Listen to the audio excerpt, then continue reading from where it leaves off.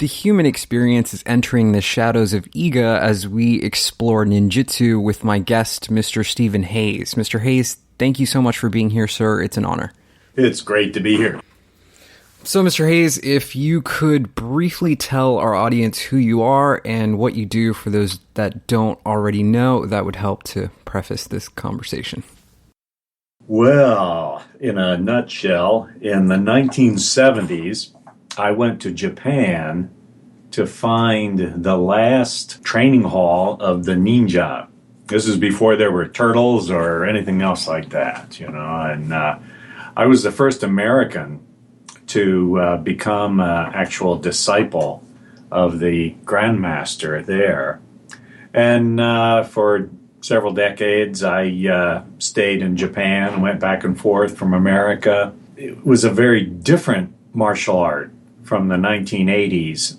The idea of being a protector as opposed to, being a champion, somebody who fights for his own name. Very different. And I developed, from mid-1990s, a modern version of the ninja fighting art. I call it Tow Shindo. And I've been promoting that since the mid-1990s. And here we are 20 years later. I was inducted into the Black Belt Hall of Fame in 1985. I'll get the Martial Art Industry Association Lifetime Achievement Award this July. Wrapping up a career here. Very interesting. I'd like to get more into, Black Belt Magazine calls you a legend, one of the most 10 influential martial arts masters alive in the world today. If you could just kind of go into more of your story about how you got to Japan and met Hatsumi Sensei, I think that would be interesting. Well, got to travel back, almost 40 years to a time when Hatsumi Sensei was a relatively young guy in his early 40s. His teacher, Takamatsu Sensei, had just died. Now, Takamatsu was the guy from the 1800s. He witnessed a lot of radical change in Japanese culture, went through the war, and had found in Hatsumi Sensei a worthy heir. And so he had just finished transmitting all of this ancient cryptic lore and had died in his 80s. I arrived on the scene. There were 15 people training in the dojo at that time. It's kind of funny to think now when you look at thousands and thousands of people around the world involved in this. But there were 15 people, and I was the non-Japanese.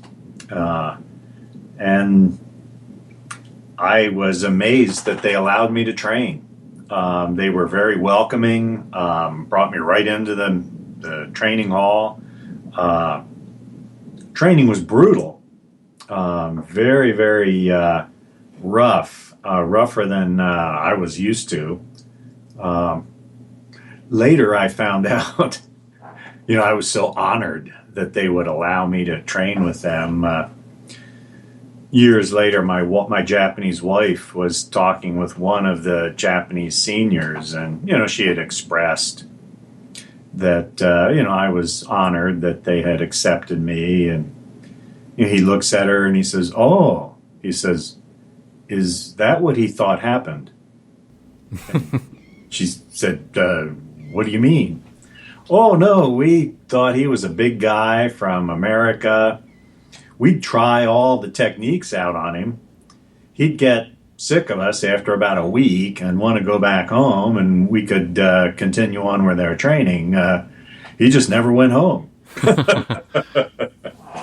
So I was, I guess, supposed to be discouraged, but you know what I learned there was so different from anything I had encountered in the U.S., and it just steeped my desire. No matter how rough or discouraging it was, I was determined that I was going to learn this. I was going to get this. I was going to be the ninja martial art. Yeah, very very interesting. In your book, I'm not sure which one. I think, I mean, didn't you write to Hatsumi Sensei and there was kind of no reply, and you just showed up in Japan? Yeah, this is, way before the internet or emails or anything like that. And I managed to find an address. I just sent a letter to Masaaki Hatsumi in Noda City, and I sent several letters, actually. I think 3. Didn't get any reply. But it just, I was obsessed. I had to do it. And I got there, and they were very welcoming for the, for the reasons I just went into. And I said, "Oh, didn't you get a letter from me?" "Oh, yeah, we got 3 letters from you." And Hatsumi Sensei said he knew you were coming over, so there was no need to reply.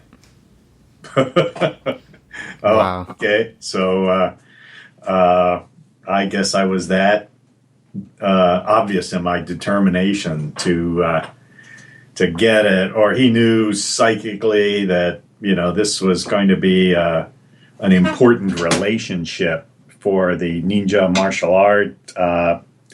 I'll never know. Yeah, very, very intriguing with that story.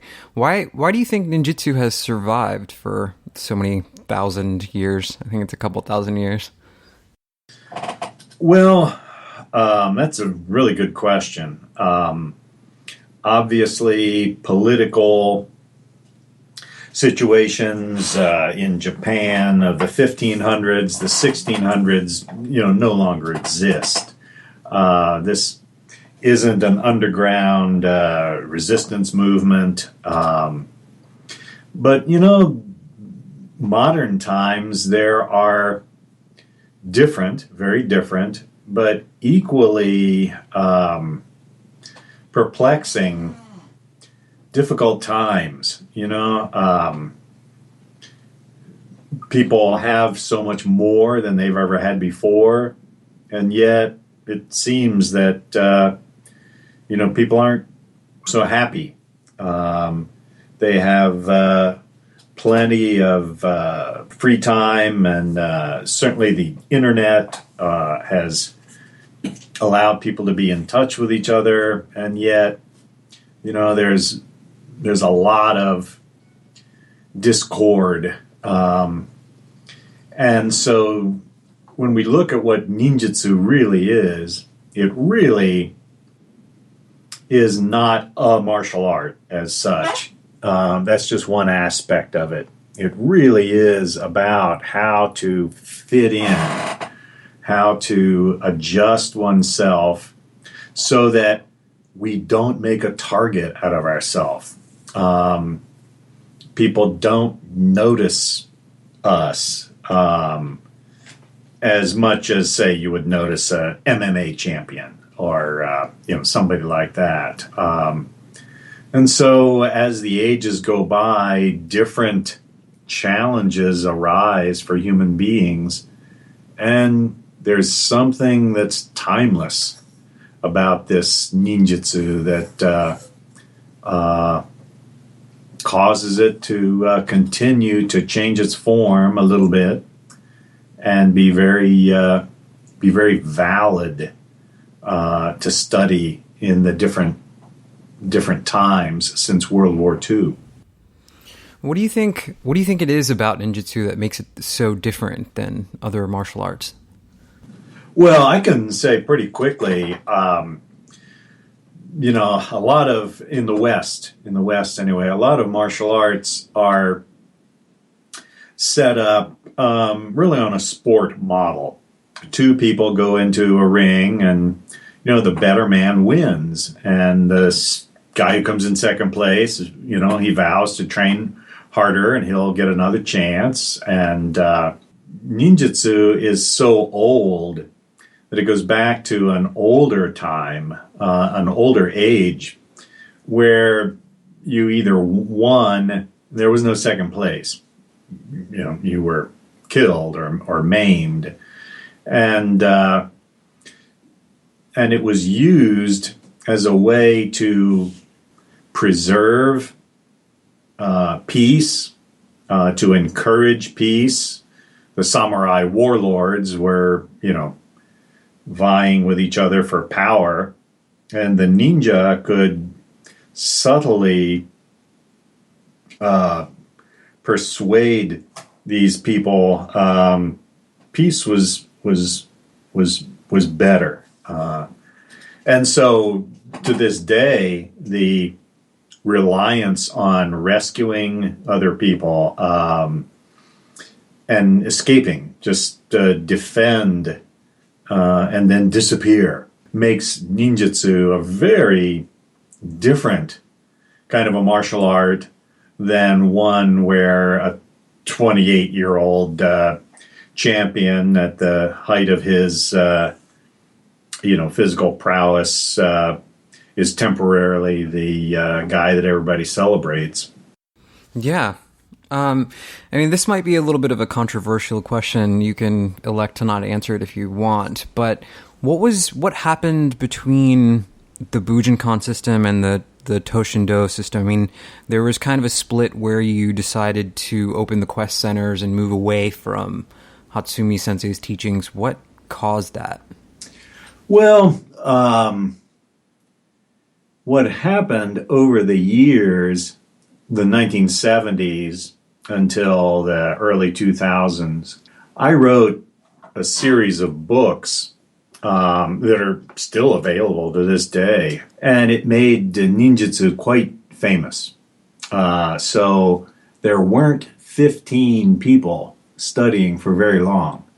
Everybody wanted to be Stephen Hayes, They all wanted to be the guy. And, you can't be the guy. I'm the guy. You have to create a new role. But people wanted to have that old days kind of a situation. So that was going on. There were a lot of people that didn't particularly like me. They would try to criticize the way I handled the early days of publicity and so forth. They wanted to be important. So that was one aspect. Another aspect was that Hatsumi Sensei was changing, and he was adjusting the art to fit what Japan was looking for, what Europeans were looking for. It wasn't the same art that I had studied in the 1970s. It became kind of like abstract art. Strange, funny kind of situations. How would you defend against a guy with 2 6-foot bows? Things that would never happen in real life. They were just fun to explore. But I was not ready to go there. I really believed in the way we had trained originally. So finally, there were some individuals that were so obsessed, really, with me and my role. They wanted to cause a little trouble. And so I felt I had gotten my start. I had 30 years of training with Hatsumi Sensei. It was time to take the ninja martial art and really make it appropriate for an American base. Okay. Fair enough. Thank you so much for answering that. What do you think is the most esoteric thing that you've learned about ninjutsu would be in all of your years of training? Well, the way I use the word esoteric, it means something that is not obvious. It could even be explained to somebody, and they're just not going to get it. It's a truth that exists, but without certain experiences, nobody's going to understand that truth. So I would say the most esoteric thing that I've learned is the reality behind why ninjutsu exists, the subtle way in which the training affects, changes a person. And again, I'm going back to my 1970s training that way. You can't stay in this martial art and just get stronger. You have to change as a human being as you're learning these lessons. And the changes were not always easy. Changes were very heartbreaking sometimes. But those were necessary in order to develop a kind of warrior wisdom at the end of the path. Why do you feel like there are... I mean, you don't really see any ninjas in combat arenas such as the UFC and other fighting stages. Why do you think that is? Well, the Brazilian Jiu-Jitsu rule book is pages after pages of all of these rules, and EFC, the same thing. You can't attack the groin. You can't attack hinge joints. They're all, it's so-called no holds barred, but there's an extremely small window of applicability. And so athletes train how to fit into that window and overcome somebody else. And it's just not what we're interested in doing. I'm 66 years old. What if I had to fight some 28-year-old who has 50 pounds of muscle on me? I still have to win by submitting myself to these rules and attitude. MMA is big business now. I mean, mega big business. And so they play two people against each other, and one steals the other guy's belt, and they're about to get into a fight on the stage. It's all planned big business. This is philosophically at great odds with real ninjutsu, where what we're trying to do is confuse an opponent into not seeing us as an opponent. Can you get into some of the differences between Tow Shindo and the Bujinkan systems? Well, one of the things that is different is the way that people attack. Bujinkan attacking method is kind of a standard from an old age, where people had very short limbs and a long body. Genetically, the Japanese of 300 years ago, 400 years ago. And so in fact, all of the attacks are initiated with a right foot moving forward and a right hand striking. So see if, the listeners can picture that. Right foot and right hand going forward at the same time. Nobody fights like that today. Nobody fights like that. They project a left foot forward and throw a left hand or a right hand. And so that was the first thing that we changed. We made the attacks more like what an individual is going to experience in the real world of attacks today. The second thing that's very different is in ancient Japan, ninja would get into a fighting situation very rarely. And it was almost always an escape, how to escape. So there was certain kind of spirit training, we could say, that was just unnecessary in those days. Everybody knew each day you go out, we've got the possibility of a physical run-in. Today, a lot of people don't really know what violence looks like. So we have to teach them what violence looks like, how it sounds. There are certain things that people say when they're trying to confuse a victim. And so there's a heavy reliance on verbal combat as well as the more realistic attacking method. So that's just the beginning. That's the beginning of what Tow Shindo is, how it's different from the Bujinkan method. You know, I saw you on the Discovery Channel, and you were kind of tasked to go in there and kind of take this guy's hat off or something, which I found very interesting. But what do you think the best way to diffuse violence would be or is? Oh, wow, that's a very broad question. Are we talking about violence among strangers, violence among angry people, violence among people who know each other? Take quite a long time to answer that. So I think the best thing to say, where we start in, is trying to understand where this other person's coming from. Somebody could be, they got a bad day, bad lifetime, and they're just mouthy and saying stuff that they shouldn't, and it's offensive, and we need to put a stop to this. Well, it's just, the law doesn't allow us to punish people for saying things, no matter what they say.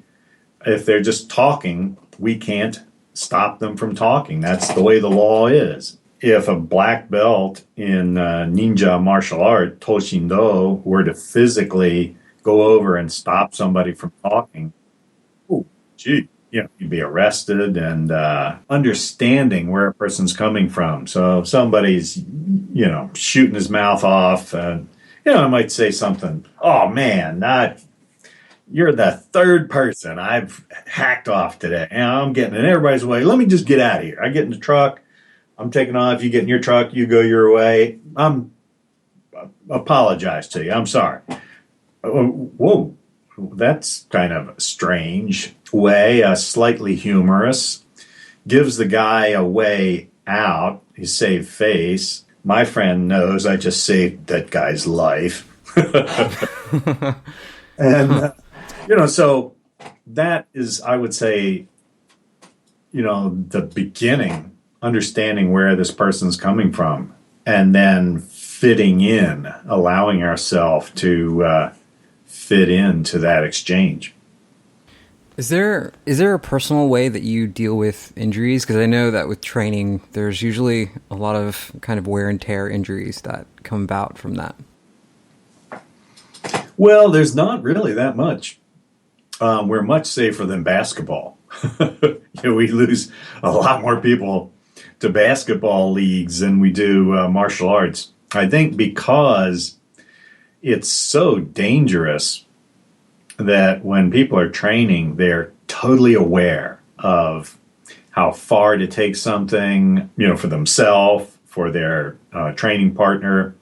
Whereas with basketball or skateboarding or something else, they might be injury prone. A person has another challenge. Oh, I'm going to make this ramp. I'm going to dunk this basket. Things that, distract away from how dangerous the activity is, I guess. We really don't have that many injuries in our training. So how do you think this this training, Tow Shindo, can improve your everyday life? Well, we start with the most scary possibility known to human being, and that is, what if I weren't alive? You know, what if this person had their way and I'm gone? And there are all kinds of considerations, you know. Maybe this person is just too big. How do I fit in there? Maybe it's not worth fighting. How do I get myself away and out of there without making a target for myself? Maybe the talker is not the problem. The problem is his cousin over there who's real quiet, who's just going to sneak up behind you and hit you over the head. It demands absolute, complete attention. And I think that in our busy times, you know, busy lives, you know, that feels good. It feels Zen-like, you know. Many is the time we'll be training along and we'll say, okay, well, we're done for the night. And people do a double take. They look at the clock. They can't believe that 45 minutes has gone by. They're that rapidly involved in physical training, the mental training, trying to get better, letting go of bad habits, trying to pick up a new good habit. I think that's really the key to, you know, how this works, why it works, why people continue to train for years and years. What can you say? I know you've been training for many years, but what can you say has been the most difficult lesson that you've had to learn through your training? Well, physically, when I started back in the 1970s, you know, I was in my 20s. I was very used to a kind of aggressive style of movement, charging forward and knocking limbs out of the way and hitting, and that's just totally the opposite of the ninja way of winning. We engage the limbs. We let the person think they're winning for a half a second. We fit in. And that took me a lot of years. I would get it, and then under a test or whatever, I would, be thrown a loop and go back to the old way, just standing there trying to slug my way out. And these guys had become phantoms, and you know. So I think that was probably the toughest thing, you know, and it was good that I had the teacher that I had. Hatsumi Sensei is a very different person from me, very different person, and that's good. If you're studying with a person who's exactly like you, it'll just reinforce your bad habits. So I had to learn new ways of doing things, and sometimes I wondered if he was kidding me. You know, this can't be real. But I'll just go along with it, and sure enough, it turned out, you know, that's one of the aspects of growth that I experienced in there. Okay, well, I mean, you're credited with being a Buddhist, and it seems like serendipity is a major fact. I mean, you have to be the most lucky person in the universe just because you were a security advisor for the Dalai Lama. How did that occur? How did that happen? Well, I had visited with the Dalai Lama in 1986 when I was in India, and just as you say, very lucky, very lucky. He had a brother who lived just a few hours away from me back in the U.S. He was the first one to escape Tibet in 1951. And he had worked as a professor at Indiana University. So I went over to see his brother and, find out a few more things from him. And that so 86, 87, the Dalai Lama came to Indiana to see his brother, brought a all these monks with him, and so I got to see him again there, and he remembered me. It was a very amazing memory that he has. He remembered me, and then 88, I got to see him again. 89, I was in Los Angeles at a conference where he was, and they announced that he had won the Nobel Peace Prize.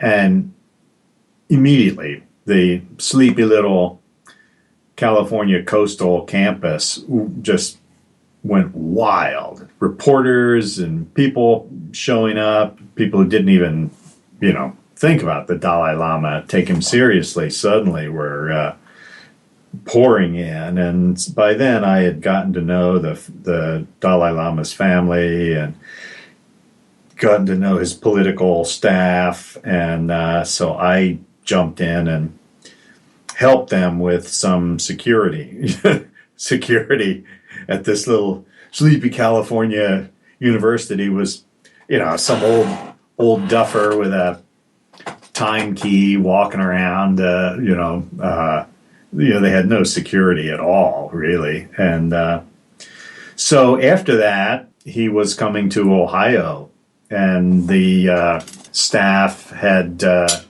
by then gotten to know who I was and asked if I would help with the Ohio visit. And then it just went on and on from there. Whenever he would visit the U.S. and be in the Midwest, I would organize a team.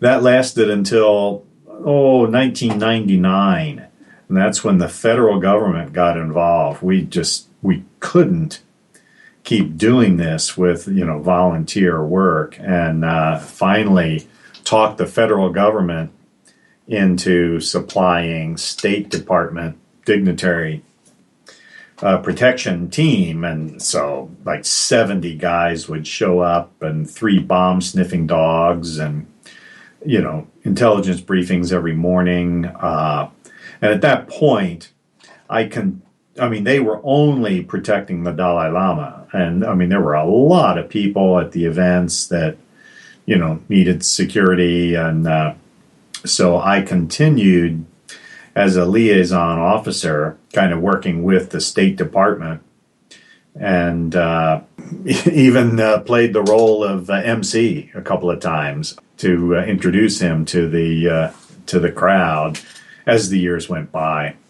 I'm too old to be a bodyguard now. They have guys 1/3 my age.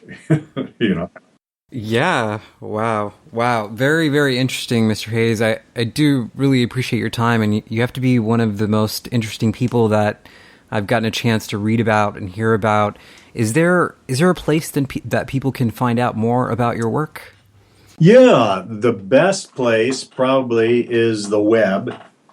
Stephen K. Hayes. You just write that out like one giant word, StephenKHayes, StephenKHayes.com. And that gives them a way to find out about my training school here in Ohio, find out about we have a massive library of techniques that are online now. People can subscribe, and basic lessons to intermediate lessons to some pretty exotic techniques. Some of the weapons, some of the psychic, you could call it psychic type of work that we do, all available online. So StephenKHayes.com would be the best place to go just to check it out. Perfect. We will make sure that we link that in the comments section below. Mr. Hayes, thank you so much for being here. This is The Human Experience. My name is Xavier. We're going to get out of here. Thank you so much for listening.